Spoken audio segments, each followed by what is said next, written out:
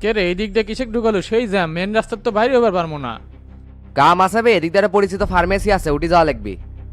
তোর আবার কি সমস্যা হলো কি ওষুধ নিব? ক্লোরোফর্ম নিমুবে। হাই রে যাই রে তুই রে এই জন্য ওটি যাচ্ছ? তে ওটা ছাড়া রাতের বেলা অপারেশন করবো কেমনে? না ঠিক আছে ওটা তো সেই জিনিস রক্তপাতবিহীন যুদ্ধে জয় করা যায়। এই যে চলেই যাচ্ছি সামনে ওই ফার্মেসিটা, আমি না অ্যামাজন নিয়ে আসিছি, তুই গাড়ির মধ্যেই থাকিস। আচ্ছা যা।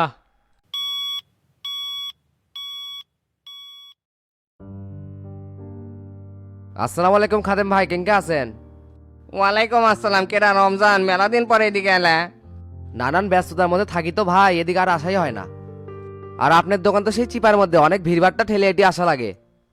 কি করবে, ঢাকা শহরে দিন দিন খালি যানজট বেড়ে যাচ্ছে আর মানুষ ঢুকিচ্ছে, এরা যে কোনটি থাকবি। দেশের বেকারত্ব বেড়ে গেলে যা হয়, গ্রামের মানুষ খালি রাজধানীর মধ্যে ঢুকিচ্ছে। এখন সবাই খালি কর্মই চাচ্ছে, থাকার জায়গা যেটা হয় হোক। কিছুই তো আর করার নাই রে রমজান, সবাই পেটের দায়ে আসতেছে। তে এতদিন পর যে আমার দোকানে এলে কি মনে করে? ওই স্পেশাল জিনিসটা লাগবি, আছে দোকানে? হ্যাঁ আছে তো, কিন্তু মাঝে মধ্যে যে তুমি এটা নিচ্ছ করো কি এটা দিয়ে? মানুষের কাম থাকে না, এত কথা তো আর তোমার শোনার দরকার নাই। না বারে, এমনি কৌতূহল বশত শুনবেছিলাম। তে চা খাবে না কফি খাবে? এখন আর কিছু খাবো না, ছোট একটা বোতলে দিয়ে দেন, আমার কাম আছে, যাওয়া লাগবি। আচ্ছা তুমি এনে অপেক্ষা করো, দিচ্ছি। ঠিক আছে।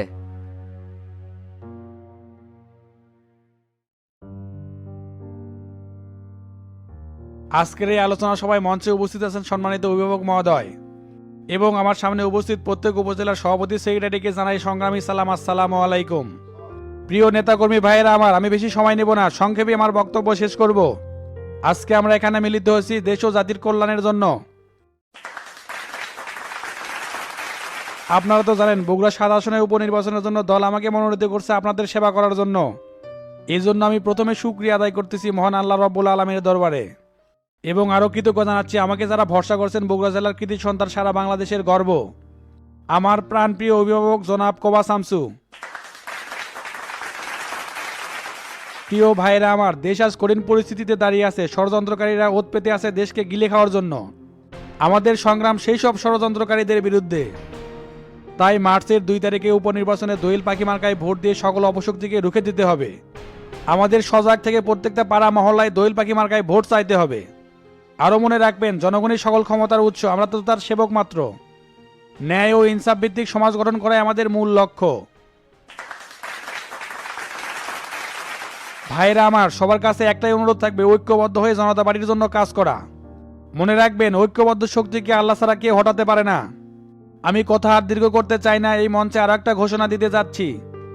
বগুড়া জেলা নতুন কমিটিতে আমাকে উপদেষ্টা মণ্ডলীর সদস্য করা হয়েছে, এজন্য সবার প্রতি আমি কৃতজ্ঞ প্রকাশ করছি। সভাপতি হিসেবে নির্বাচিত হয়েছে বগুড়া জেলার বারবার পরীক্ষিত নেতা জনদরদি আফজাল হোসেন মাস্টার। আর সাধারণ সম্পাদক হিসেবে নির্বাচিত হয়েছে বগুড়া ৪ আসনের সাবেক এমপি হাবিবুর রহমান হাবিব ভাই। আমরা সবাই করতালির মাধ্যমে তাদেরকে স্বাগত জানাই। আমরা আশা করি সভাপতি এবং সেক্রেটারির কাছে একটা শক্তিশালী জেলা কমিটি পাবো। আর শেষে একটা কথাই বলবো, বগুড়া জেলার সাধারণ সম্পাদক থাকাকালীন আমি যদি কোনো ভুল ত্রুটি করে থাকি আপনারা নিজ গুণে ক্ষমা করে দিবেন।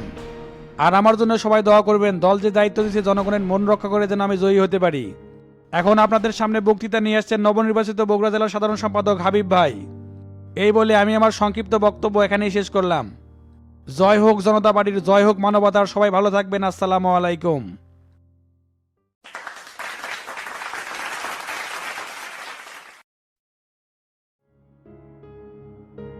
আজকের এই আলোচনা সভায় উপস্থিত আছে বগুড়া জেলার সভাপতি, লড়াই সংগ্রামের অগ্রদূত জনাব আফজাল হোসেন মাস্টার।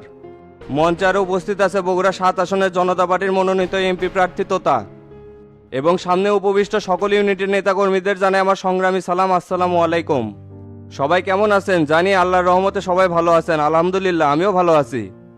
আমাকে বগুড়া জেলার সাধারণ সম্পাদক হিসেবে মনোনীত করার জন্য আল্লাহর দরবারে লাখো কোটি শুকরিয়া আদায় করতেছি। আরও ধন্যবাদ জানাচ্ছি আমাদের সবার অভিভাবক শামসুকে। আর যার কথা না বললেই না, সে আমাদের সবার প্রিয় সম্মানিত সভাপতি আফজাল হোসেন মাস্টার। প্রিয় ভাইরা আমার, সামনে আমাদের উপনির্বাচন, তাই যার যার জায়গা থেকে দায়িত্ব পালন করতে হবে। মনে রাখতে হবে জনতা পার্টির শক্তি জনগণ, তাই সবার দোরগোড়ায় আহ্বান পৌঁছে দেওয়ার দায়িত্ব আমার আপনার সবার। জনতা পার্টির লক্ষ্য হলো বাংলাদেশকে রোল মডেল হিসেবে বিশ্বের দরবারে দাঁড় করানো। এতে করে যদি আমাদের জীবনও চলে যায় তাও দিতে প্রস্তুত আছি।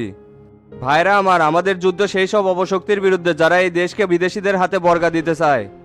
বিদেশে যারা অঢেল অর্থ পাচার করে দেশের অর্থনীতি ফাঁকা করে দিয়েছে তাদের বিরুদ্ধে আমাদের জিহাদ ঘোষণা করতে হবে। এরা হচ্ছে সেই সব মৌসুমী নেতা যারা কর্মীদের হানাহানি কাটাকাটি করায় নিজেদের সন্তানদের বিদেশে পড়াশোনা করতে পাঠায়। এরা হচ্ছে সেই সব শত্রু যারা দেশের সম্পদকে লুণ্ঠন করে বিদেশে বেগম পাড়ায় গিয়ে বসবাস করে। আমরা বাঙালি জাতি এখনো সতর্ক নই, তাহলে আর কবে হব? তাই এই পরিবর্তনে সবাই অংশগ্রহণ করব এবং জনতা পার্টির দোয়েল মার্কাকে বিজয়ী করার জন্য সবাই প্রাণপণ চেষ্টা করব। আমি আর কথা বাড়াবো না, এখন সভাপতি সাহেব সবার উদ্দেশ্যে দিক নির্দেশনামূলক বক্তব্য রাখবেন। আশা করি তার কথাগুলো সবাই মনোযোগ দিয়ে শুনবেন এবং তার দিক নির্দেশনা অনুযায়ী মাঠে ভালো মতো কাজ করবেন। এই বলে আমি আমার সংক্ষিপ্ত বক্তব্য শেষ করছি। জয় হোক জনতা পার্টির, জয় হোক মানবতার। সবাই ভালো থাকবেন, সুস্থ থাকবেন। আসসালামু আলাইকুম।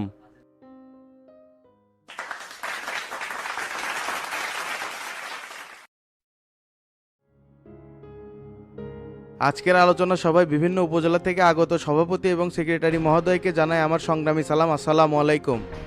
আপনাদেরকে দীর্ঘ সময় অপেক্ষা করানোর জন্য প্রথমেই ক্ষমা চেয়ে নিচ্ছি।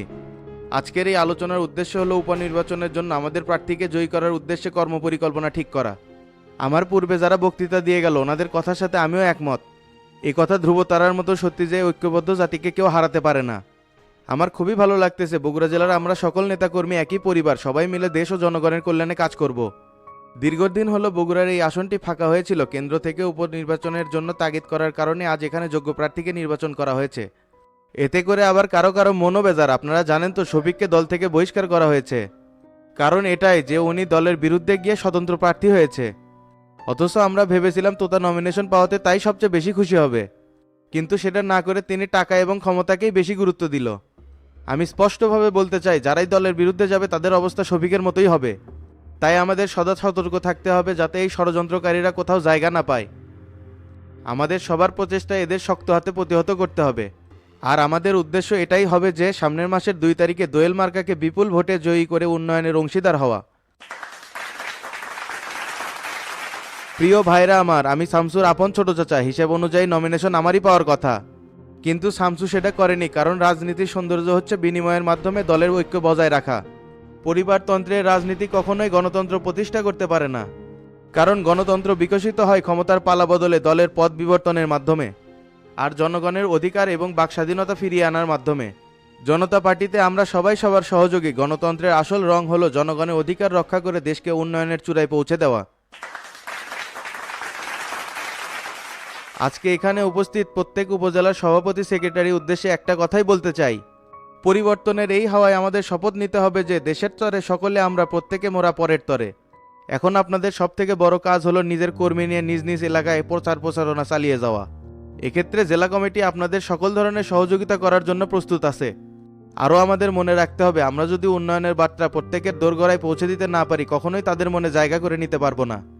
আমাদের প্রধান উদ্দেশ্যই থাকবে দোয়েল পাখিকে বিপুল ভোটে জয়ী করে নির্বাচিত করা। আরও বলে দিতে চাই, কেউ যেন এই নির্বাচনী প্রচারণায় গিয়ে কারোর সাথে ঝামেলা তৈরি না করে। কোনো ভণ্ড, দুর্নীতিবাদ, চাঁদাবাজ, সন্ত্রাসীকে জনতা পার্টি কখনোই জায়গা দেবে না। সবার কাছে একটাই অনুরোধ থাকবে, সবাই নিজ নিজ জায়গা থেকে প্রচারণা চালাবেন।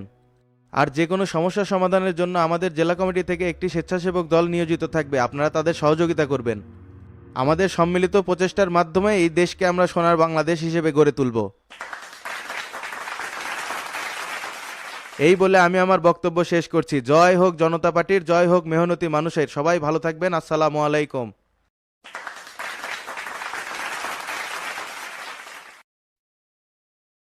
কেরে গোল্লা, খিচুড়ি প্যাকেট কি দেওয়া শেষ হয়ে গেল? এখনো পুরোপুরি শেষ হয়নি ভাই, আয়নাল ভাই মিজান ওরা দিচ্ছে।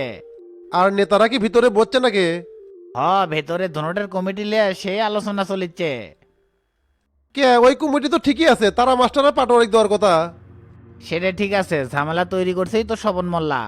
কেরে স্বপন মোল্লা আবার কি ঝামেলা তৈরি করলো রে গোল্লা? নেতা কর্মী কুশকে দিয়ে মাস্টার চাচাক ধরছে, তাকে সভাপতির পদ দেওয়া লাগবে। শালা তো পাক্কা একটা 2 নম্বর লোক। ধনুটে মাদক ব্যবসার অবায়রণ্য তৈরি করে দিছে। এর কারণে ধনুটে আজ অধিকাংশ সোলপুল মাদকাসক্ত। খালি মাদকাসক্ত না, এর কারণে দলের অনেক নেতা কর্মীরা চাঁদাবাজির সাথে জড়িত হচ্ছে। এই স্বপন মোল্লা কার ফোরামের লোক রে, শফিকের নাকি? একদম ঠিক কথা কোছেন, ওর নেতাও শঙ্কা উইও শঙ্কা। ভাই আমার যেটা মনে হচ্ছে আমাদের পোলাপানেক দিয়ে শালাক ঝাঁটে বিদায় করে দেই। আরে এখন কোনো গ্যাঞ্জাম করা যাবে না, আলোচনার মাধ্যমে বিষয়টা সমাধান করলেই ভালো হবে। মুরব্বীরা সবাই যেহেতু বলছে সমাধান একটা করবি। আমার মনে হয় ওটি আমাদের উপস্থিত থাকা লাগবে, কি হয় না হয় সেটা দেখা লাগবে। এটা যাই কি করবেন, ওটি ঠেলে ঢোকা যাচ্ছে না। মুরব্বীরা যেহেতু বলছে দেখি না কি করে। তেটেরা ভাই আপনি ওটি জান, আমি আর ডন ভাই দেখতেছি ওরা কি করতেছে। আচ্ছা ঠিক আছে, তোরা এইদিকে যা সুষ্ঠুভাবে সব বন্টন করে দে। ঠিক আছে ভাই।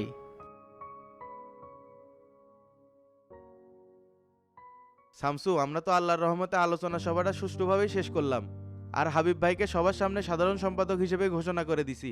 ভালো করছেন, আর সবাই নিজ নিজ দায়িত্ব থেকে নির্বাচনের কাজ শুরু করে দেন। আচ্ছা ঠিক আছে, আর এদিকে তো ধনুটের কমিটি নিয়ে একটা সমস্যা হয়ে গেছে। সমস্যা বলতে আবার কি হচ্ছে? তারা মাস্টার আর পাটোয়ারিকে দায়িত্ব দেওয়ার পর থেকে স্বপন মোল্লার লোকজন নিয়ে এসে পার্টি অফিসে ঝামেলা করিচ্ছে। স্বপন মোল্লা গ্যাঞ্জাম করতেছে, তে কি করছে? বলতিছে সভাপতির পদ তাকে দিতে হবে, না হলে ধনুট অচল করে দিবি। বুঝতে পারছি, তলে তলে আলাদা রাজনীতি চলিচ্ছে, শফিকও উস্কে দিছে। সভাপতির পদ না দেওয়ার কারণে এমন করছে না, শফিকে যে বহিষ্কার করছে এই জন্য পরিস্থিতি উত্তক্ত করছে। আমিও সেটা বুঝে পাচ্ছি, তো এখন কি করা যায় সেজন্যই তোমাকে ফোন দিলাম। সিদ্ধান্ত আর পরিবর্তন করা হবে না, আপনি পরিস্থিতি ঠান্ডা করে পার্টি অফিস থেকে বাড়ি চলে যান, বিষয়টা আমি দেখতেছি। আর কোনো ধরনের যেন গ্যাঞ্জাম না হয় সেদিকে লক্ষ্য রাখবেন। আচ্ছা ঠিক আছে, বুঝে পাচ্ছি কি করা লাগবে।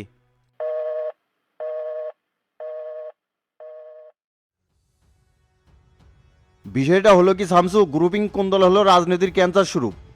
তুমি ঠিকই বলছো, শফিককে বহিষ্কার করার কারণেই এলাকাতে পরিস্থিতি তৈরি করছে। ইল্লে করে কি আর আমাকে দোমাবার পাবি সেলিম ভাই? মশা মারতে তো আর কামান ব্যবহার করা যাবি না।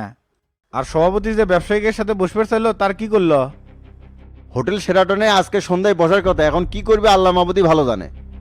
আমার তো মনে হয় না শামসু কোনো সমাধান করে পারবি, দেশে এই লোকের জন্য আজ কঠিন সংকটের মুখে দাঁড়িয়ে আছে। যে কর্ম পরিকল্পনা আর পরিস্থিতি দেখতেছি, সিএর যে কোন পাকে চলে যায় সেই চিন্তা করো। আমি সিআরএস চিন্তা করছি না সেলিম ভাই, এত যুদ্ধ করেও যদি এই জাতির ভাগ্যের উন্নয়ন পরিবর্তন না করতে পারে এই সন্ত্রাসীদের জন্য, তাহলে কি হলো? সভাপতির এই খামখেয়ালির জন্য দলের পরিবেশ নষ্ট হচ্ছে, এটা তাকে বুঝে পাচ্ছি না। সেটাই তো হলো, তবে আমাদের দুর্বল হওয়া যাবে না, পরিস্থিতি মোকাবেলা করার জন্য আমাদের পরিকল্পনা করতে হবে।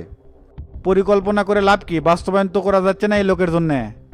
আমরা ভাবি একটা, উনি ভাবে আরেকটা, দলের নীতি কেমনে নিয়ন্ত্রণ করবেন?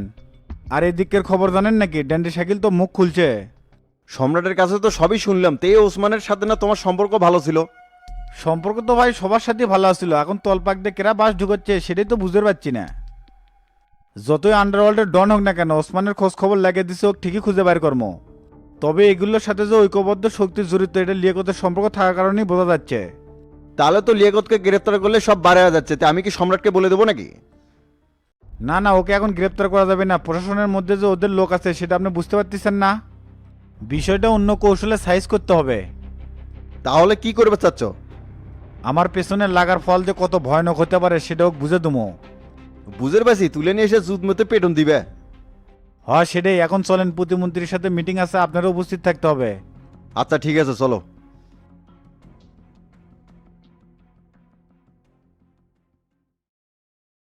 চাচা, হোটেলে না উঠে মিরপুরে আমার বোনের বাসা আছিল, ওটি উঠলি তো ভালো হলো নি। তোর বোনের বাসা আছে সেটা বুঝলাম, এটি তো আমার শালির বাসাও আছে, সেটি তো উঠলাম না। ঢাকাত রাজনীতির কাজে যাচ্ছে, আত্মীয়তা করবে আসিনি, হোটেলই পারফেক্ট আছে।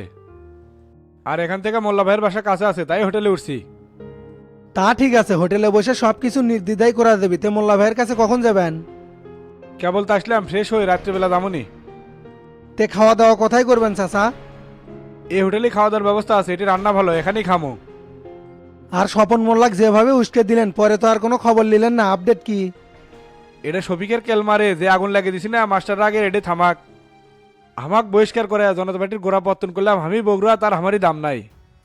এটাই নিয়তি চাচা, সবার দাম সবসময় থাকে না রাজনীতিতে। তবে যে কৌশলে আগাচ্ছেন, যদি সাকসেস হতে পারি, একার জন্য ছাল উঠে দেবি। সেটার জন্যই তো অপেক্ষা করতেছি। একটা কথা আছে না, ধৈর্য বলে মেয়া ফলে। তুই লাগেজ থেকে আমার একটা ড্রেস বার কর, আমি ওয়াশরুম থেকে ফেসে আসতেছি। আচ্ছা ঠিক আছে চাচা।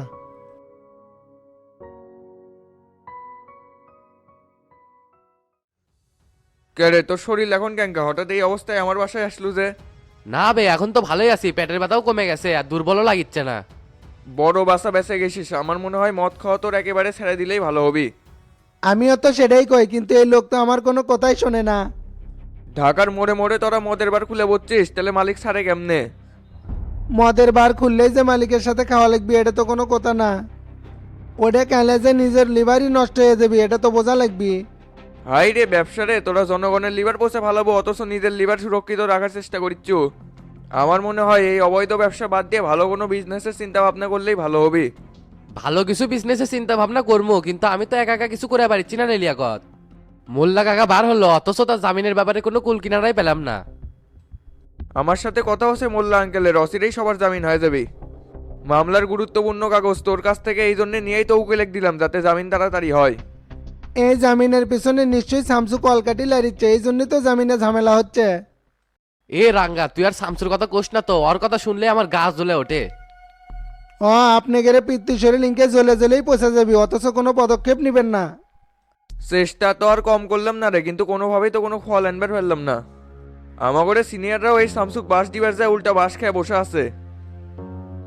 এখন এই আক্কেলা বাস টেনে বের করবার যায় তো ঝামেলার মধ্যে পড়ে গেছি। অত কথা কয়ে লাভ হবি না, আমাকে খালি অনুমতি দেন, আমি শামসুক শেষ করার জন্য একাই প্রস্তুত আছি। একটা কথা আছে না, শক্ত মাদ্দার বলে দক্ষিণ দুয়ারি ঘর, তোর হচ্ছে সেই হাল। সেই মুরত তোমার নাই, সাম নাই কুত্তার বাগানাম। তো কি কেউ আটকে রাখছিল এতদিন? কি মাথা কামাছো? আব্বুক যে ধরে নিয়ে গেল তাও তো কোনো ভূমিকাই দেখলাম না। ভূমিকা পেলেন না, আপনি তো মানা করে দিছিলেন যে আলগাছি কোনো পদ্মানি করা যাবে না, সবকিছু ভাবে চিন্তা করা লাগবে। এ রাঙ্গা ইরফান ঠিকই করছে, কত বড় বড় মোসের এসে কিছু করে পারলো না, তুই কি বালছিরবু? এর কথা বাদ দে তো লিয়াকত, ই হলো আজেরে, কামে নাই খালি অকামে আছে। না রে আজারে নয়, রাঙ্গার কষ্ট লাগিচ্ছে দেখেই তো ওইভাবে বলছে। আপনারা খালি আমাকে একবার বিশ্বাস করে দেখেন, আমি যদি কাম খতম করবেন না পারি তাহলে এই মুখ আর কোনো দিনও দেখাবো না। না রে রাঙ্গা, তোর এই অ্যাকশনে যাওয়ার দরকার নাই, আমি চাই না তুই আমাদের কাছ থেকে হারা যা। এমনিতে আব্বু জেলে যাওয়ার পর থেকে একা হয়ে গেছি, তোকে যদি হারায় সবকিছু সামলামু কেমনে? আপনারা ঘর কোণে এগুলো সিদ্ধান্ত নেন আর বসে বসে নির্যাতনের শিকার হন, কোনো পদক্ষেপ নেওয়া লাগবে না। এ রাঙ্গা চিন্তা করিস না, মোল্লা আঙ্কেল জামিন নিয়ে বের হচ্ছে না, বাকিগুলা খালি বের হোক, শামসুর খালা আমরা ঠিকই শেষ করে দেবো। তুই যে ড্যান্ডি সাইকেলে লেগে দিল, ই কি বালের সন্ত্রাসী যা আজারে ধরা বললো। যেটি জানু জানু মালেরা আটকে গেছে এই তো শুনো বটি, এই আর কি করবি। তবে কৌশল একটা খাটাছিলাম, সাকসেস হবার পারি নেই এই শালার বদনামির কারণে। এক যে ধরছে তোর নাম কই আবার বিপদে ফেলে দিবি না? না বে, আমি এমন ভাবে কাম করছি ধরি মাছ না সুই পানি, ওই আমার কোনোভাবেই ফাঁসাবার পারবি না। সেটাই, তোর যদি কোনো বিপদ হয় আমরা তো ঝামেলার মধ্যে পড়ে যাবো। চিন্তা করিস না, আল্লাহ ভরসা, কিছুই হবি না। আচ্ছা ঠিক আছে, সাবধানে থাকিস, আমি তাহলে এখন চলে যাই। ঠিক আছে, যার কোনো প্রকার মত তোর জানি খাস না। আরে রাঙ্গা তুই খেয়াল রাখবো, কোনোভাবেই জানি এগুলা খাবার না পারে। আচ্ছা ঠিক আছে, আমি খেয়াল রাখবনি।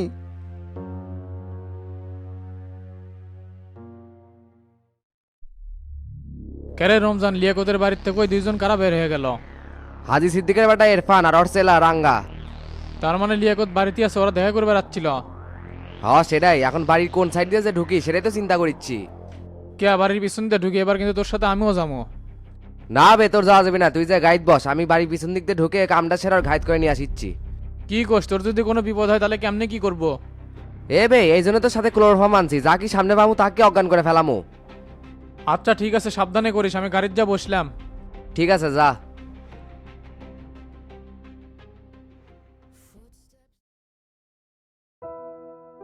না তাড়াতাড়ি ঘুমায় যাই, সকাল সকাল উঠে উকিলের সাথে দেখা করা লাগবে। কালকেও যদি কোনো সমাধান না হয় তাহলে এই শালার উকিলে কি চেঞ্জ করে ফেলামু। কেরে তুই কেরে বাড়ির মধ্যে কেমনে ঢুকলো? এ বে, আমি রমজান তোর জম। তে তুই এটি কেমনে ঢুকলো?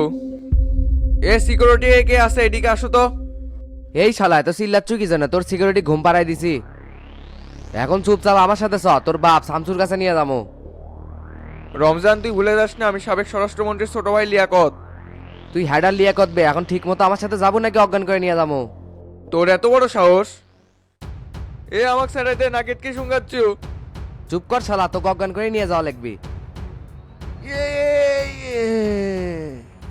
শালা তো অজ্ঞান হয়ে গেছে, এখন ঘাইত করে নিয়ে চলে যাই।